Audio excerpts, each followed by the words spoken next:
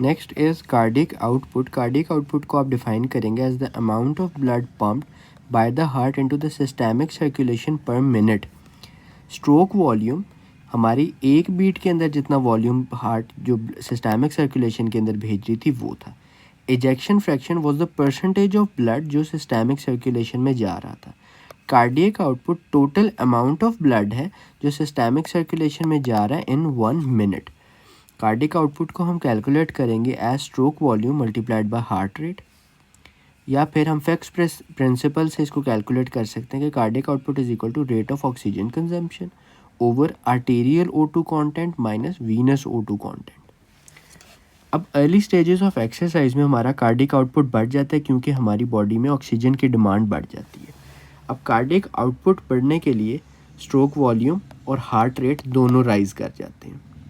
But जैसे ही हमारी exercise बढ़नी शुरू हो जाती है तो स्ट्रोक वॉल्यूम प्लेटू कर जाता है और सिर्फ हार्ट रेट बढ़ना शुरू हो जाता है। तो लेट एक्सरसाइज में हार्ट रेट बढ़ेगा बट स्ट्रोक वॉल्यूम सेम रहेगा। वेंट्रिकुलर टैकीकार्डिया के केस में हार्ट रेट ज़्यादा हो गया होता है तो डायस्टोल शॉर्टेंड हो जाता है।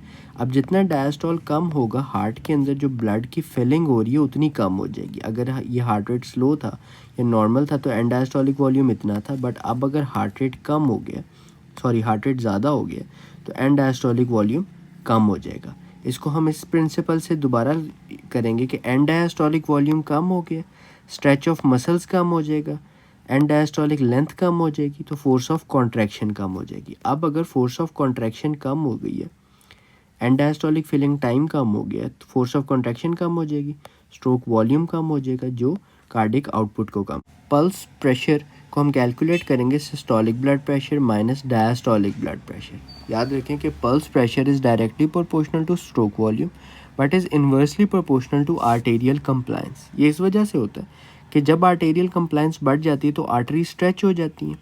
जितनी आर्टरी ज़्यादा स्ट्रेच होंगी उतना ज़्यादा स्ट्रोक वॉल्यूम अपने अंदर एक्यूमुलेट कर सकेंगी, अकोमोडेट कर सकेंगी। तो सिस्टोलिक ब्लड प्रेशर के अंदर राइज कम होगा। पल्स प्रेशर वेरीज करता है कुछ कंडीशन में, जैसे कि एओर्टिक रीगर्जिटेशन में पल्स प्रेशर ज़्यादा होगा जबकि एओर्टिक स्टेनोसिस में पल्स प्रेशर कम होगा। ये इस वजह से होता है कि एओर्टिक रीगर्जिटेशन में क्योंकि बैक फ्लो आ रहा होता है तो लेफ़्ट वेंट्रिकल की फिलिंग ज़्यादा हो जाती है। Even after systole left ventricle के अंदर ब्लड का वॉल्यूम ज़्यादा हो जाता है। तो लेफ़्ट वेंट्रिकल इस सारे मामले को कॉम्पनसेट करने के लिए अपना स्ट्रोक वॉल्यूम बढ़ा देता है। जब स्ट्रोक वॉल्यूम बढ़ाएगा तो ऑब्वियसली फोर्स ऑफ कॉन्ट्रैक्टिलिटी जो है वो भी ज़्यादा हो जाएगी, जिसकी वजह से ब्लड हमारा जो सिस्टोलिक ब्लड प्रेशर है वो बढ़ जाएगा।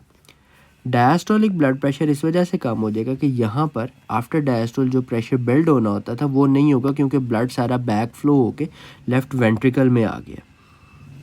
एओर्टिक स्टेनोसिस में पल्स प्रेशर कम इस वजह से होता है कि जो हमारा वेल्व है वो नैरो है, स्ट्रोक वॉल्यूम कम हो जाता है। अब अगर इतने वेल्व में से ब्लड गुजरना था, अब वेल्व हमारा इतना सा हो गया तो यहाँ पर स्ट्रोक वॉल्यूम ज़्यादा इजेक्ट नहीं हो पाएगा। सिस्टोलिक ब्लड प्रेशर कम हो जाएगा।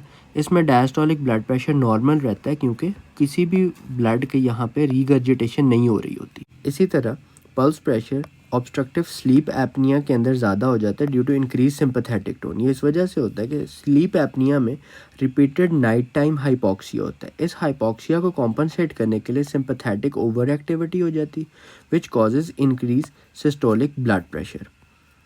कार्डियक टेम्पोनाड के अंदर हमारा पल्स प्रेशर कम हो जाता है। ये इस वजह से कि अब क्योंकि ब्लड हार्ट के इर्द गिर्द जो पाउच है, जो पेरिकार्डियल स्पेस है, उसके अंदर ब्लड इकट्ठा हो गया तो ये वेंट्रिकुलर फिलिंग को रिस्ट्रिक्ट करेगा, जिसकी वजह से एंड डायस्टोलिक वॉल्यूम कम होगा।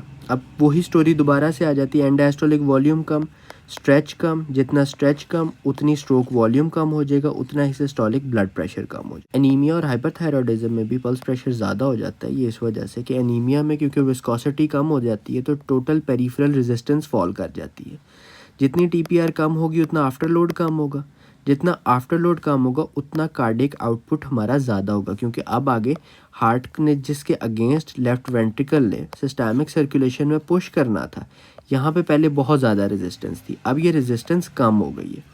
जितनी रेजिस्टेंस कम हो जाएगी उतना कार्डिक आउटपुट कॉम्पनसेटरी इंक्रीज़ हो जाएगा, जिसकी वजह से सिस्टोलिक ब्लड प्रेशर बढ़ जाएगा यानी स्ट्रोक वॉल्यूम बढ़ गया और डायस्टोलिक ब्लड प्रेशर इस वजह से कम हो गया कि टोटल पेरिफेरल रेजिस्टेंस जो है वो कम होगी ड्यू टू डिक्रीज्ड विस्कोसिटी।